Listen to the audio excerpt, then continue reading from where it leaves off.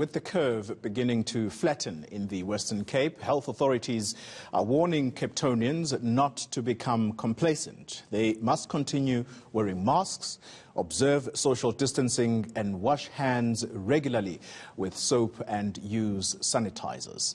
Now, the province believes it's comfortably managing the COVID-19 pandemic at the moment. It's also scaling up on its non-COVID-19 health services like diabetes, TB, HIV and mother and child health services. Here's Aisha Ismail with that report.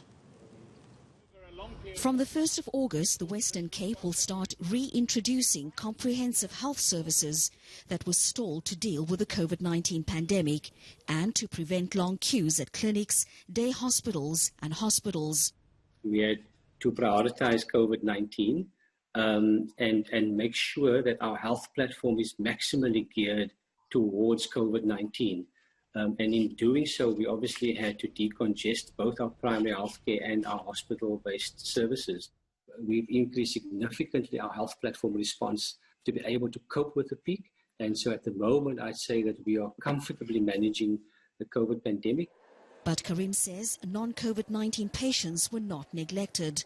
In the metropole, for example, we had distributed chronic medication parcels to about 282,000 parcels that we've distributed over this period of time.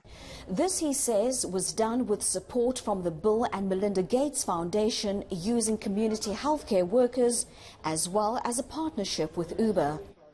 Flu vaccines were also distributed to vulnerable communities. We know, for example, that our TB services were down by 36%. People who had sought TB care, as well as HIV. So those are the kind of services that we'd wish to target. Karim says they've seen a drop in COVID-19 related hospital admissions as well as deaths. The curve has begun flattening and perhaps even begun descending. But obviously it's early days, and the next week we'll collect our statistics daily. We're keeping a regular eye on watching that data. And that will help us determine where we are at. But he warned of a possible second coronavirus wave if people do not wear their masks, wash their hands or keep their distance. Aisha Ismail, Cape Town.